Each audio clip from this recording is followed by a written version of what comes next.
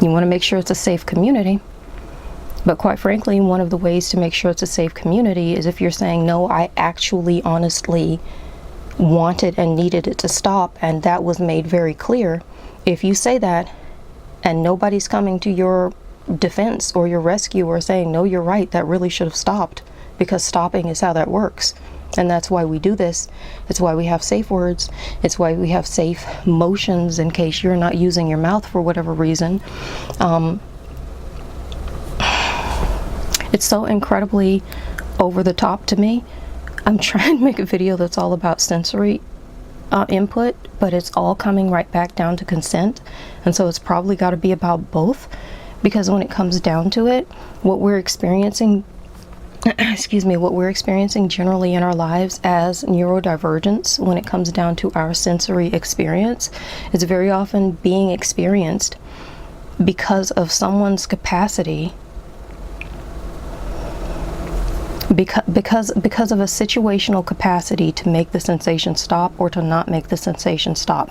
And a lot of it does have to do with someone else's reaction to you saying no and meaning it. So I guess if I'm talking about the one, I'm automatically talking about the other, because I know a lot of us as autists are just accustomed to having our feelings and our thoughts just kind of categorized as not being that important, or not being normal, or being something nobody takes seriously, or they don't understand it. So they're like, okay, well, you said that, but I thought, and so they did something else.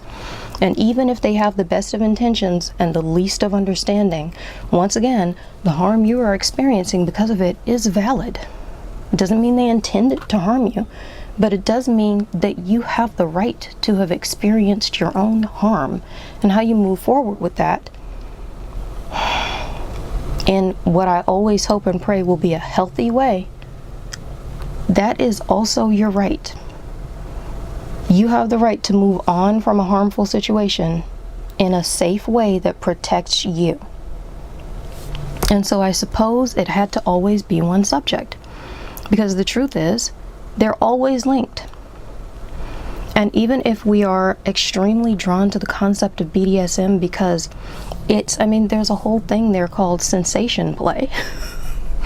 You want to talk about sensory input or sensory, like the buffering of sensory input, it's literally called sensation play. And it's quite literally about the concept of introducing stimulus and seeing what someone's reaction to it is, whether they like it or whether they hate it. And you communicate about whether you want that to happen again or if you want it to stop immediately. It's a huge part of it. And so you might be going there because you're like, wow, I can stem my entire life away in this place. I can find a partner with whom I'm compatible and we can stem together. And we can we can stem together. And again, it could be romantic and not sexual. It could be sexual and not romantic. There are a lot of situations. It could be platonic. It could be all kinds of stuff. There are people who want to dress up like they are an animal and get nuzzled under their neck and petted and just have affection, and all of that is about the sensation of it. And so there's a huge appeal, I think, if you're a sensory stemmer and you want to add more sensory input, or you want to be able to say, oh, I wanted to try that but now I don't like it, so let's just safe word about it. You know, someone puts a piece of ice on the back of your hand and you're like, well, pineapple. They're gonna stop. Because if pineapple is the safe word, that means no more ice on the back of your hand. You can explain why later if you feel like it, but in the moment, the ice is gone. I think it's really great for us. And I know we're not all having the exact same experience as neurodivergence, where maybe we need encouragement to speak up for ourselves and to voice our consent, or to revoke our consent, or to simply never give our consent in the first place. But I can talk on this subject very well because I have been that autist. I have been that ADHDer, and I've had that experience in life where I needed someone to tell me I could actually say no. I was raised, you know, all the little things you tell children about being safe and how to know when someone is trying to be unsafe with you. I was taught all of those things, but I was also taught that in a sensory storm, yeah, greatly, but in a general lifelong storm of me not actually getting to have much consent or lack thereof, and a huge amount of things that would happen to me for the next few decades of my life. And so while I was told that I had the right to say no, it turned out that my life was telling me I didn't. So I did get to a place in my adulthood where I was like, well, dang, nobody told me I was an adult. And even though I knew what age I was on paper, I was like, nobody really told me, like, I was waiting somewhere inside of my little Audhd brain for somebody to tell me I had reached the age of, I guess, non-consent, where I can just in general in life, in any situation, voice my own needs and my own concerns. I needed someone to tell me that. And in my case, that person had to be me. I had to tell myself, I'm not gonna just accept anything anymore. This became a much bigger thing, part of a spiritual journey. It became me changing the way I think about life.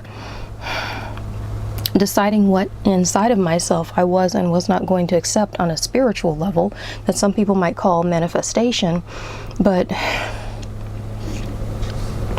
it plays in with something like this, and it plays in with me eventually realizing I didn't grow up in a world that gives you a healthy viewpoint of what BDSM is.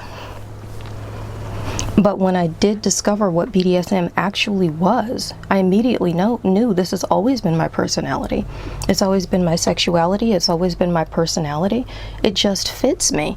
We're over here telling everybody that you can literally say before you go into a situation what you hate and don't want to be a part of the situation, or what you love and do want. You can have an outright conversation. You can talk about wants and needs. And you can, in the moment, if you change your mind about anything, say no. You can safe word, and I use the word pineapple because it seems to be the one everyone in the whole world wants to use in all forms of media as like a placekeeper. That's the lorem ipsum dolor. Is that how it goes? Lorem ipsum dolor, whatever, of the BDSM world. When people need a space filler for a safe word, they just say pineapple, and it makes sense because for some of us, we're not running around saying the word pineapple all the time. So if you hear that word, it usually tweaks your ear. You're like, what? Sean? Gus? What's going on? What? Why is there a pineapple? Oh, in each and every episode. Oh, I never noticed. Anyway, I'm going off on a thing. I do that sometimes. It's a reference to the TV show Psych, if you haven't seen it. They were famous for having the pineapples. It was constantly being there. For all I know, it was partly because it was a reference to the BDSM placekeeper term, like, oh, pineapple is a safe word. But I'm saying, one of the things that's great, and it was great for me in my mind, because not only do I choose to be treated well in this way, I always have chosen to treat other people well in this way. So going into a situation, I had to get to a place in my life where I decided I will only accept whatever I want to accept and nothing else. And when you walk into BDSM with that attitude, nobody has a problem with it. Nobody who's safe. Excuse me, I gotta take another sip and figure out if I'm done. Because I think that's a very important thing in our lives. I can talk about that because I had that experience. I'm really good at doing it because I have been, as a human being throughout life, I've been violated in so many ways. It's very easy for me to foresee how not to even accidentally violate somebody else. You do your best in life. You can't be perfect, but I really love knowing wherever I go, I'm a safe space for somebody. And so I was kind of made for this because I'm the dominant female. So I am the person who's like, no, you're not gonna just give me your consent. I'm gonna earn it. And I know I can do that because that's just who I am. And it's just how I work.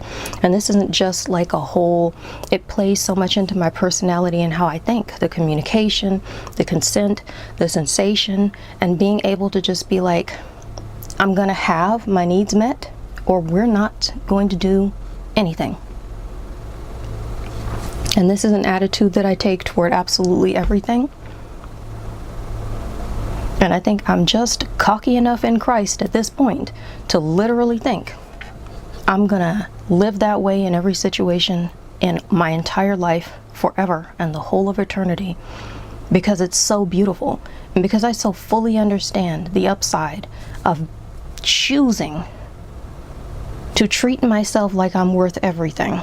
I also 100% get the beauty in treating someone else like they're worth everything, because I know that it's that kind of like the namaste concept, bow to the God in you, right? We are all worth everything, and it's just an issue. The main difference in the way people behave in life and whether or not they seem like they're worth absolutely everything is just whether or not they're aware of that fact and whether or not they claim it.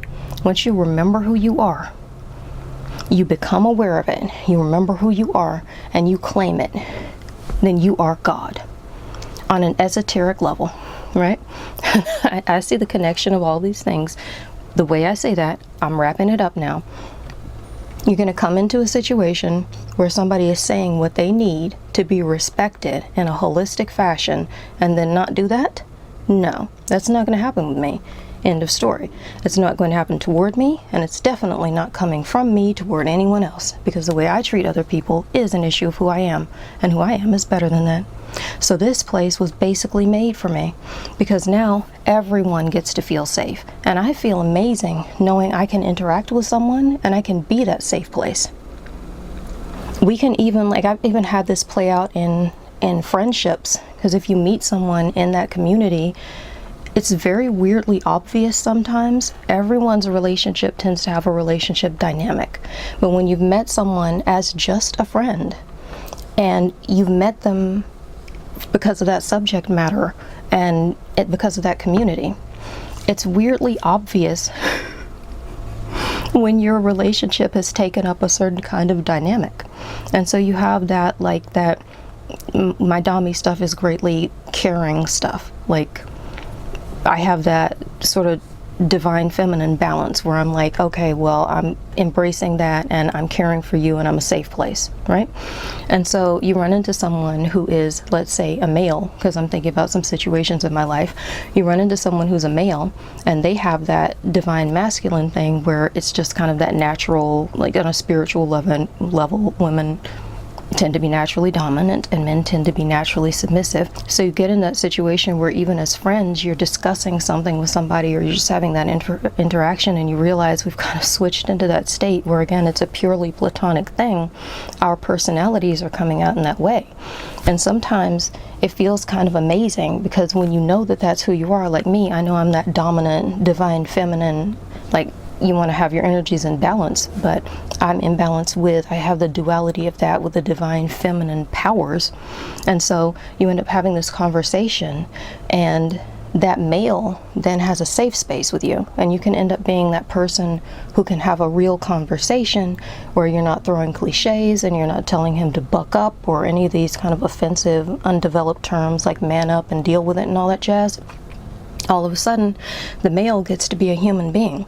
And it's a very interesting experience just inside of the friendship category to be that female friend where the male gets to be a human being. And in that situation where, because that's who you are and you know your worth as a female, you also get to be a human being as the female. And everyone is worth everything, because each individual at their core has the right to remember, to become aware, re-aware, and to remember and claim the fact that they are worth everything. So now you're in this dynamic where everyone is honest and everyone is communicating and everybody's saying, yes, I want this, no, I don't want that, even on conversational issues. And everyone is treated like they are God and like they are worth absolutely everything, and they deserve to be treated like they're worth absolutely everything, because they do. And so on that note, I'm going to close before I hiccup 50,000 times. But I'm going to read this because it's very important to me to get it back out there into the videos. And I don't know why I've stopped saying it, but I didn't have the energy, and now I have the energy again. So, as far as video ideas, I have a million video ideas, but I'm also interested in that dialogue and that interaction. And if you have anything to suggest, this is why I'm saying this. I'm open to ideas and I'm open to suggestions. So, have any thoughts or questions, share them in the comments. Notice any gaps in the autistic, ADHD, or ADHD community conversation. Want a spiritually, mystically inclusive indie voice on a subject. Just looking for an extra opinion or viewpoint. Share your suggestions in the comments. If I can address them, I might make them into a video. Remember to like, share, subscribe, ring the notification bell for all of my newest updates, and be blessed. Thank you for existing. That's about it. Bye now.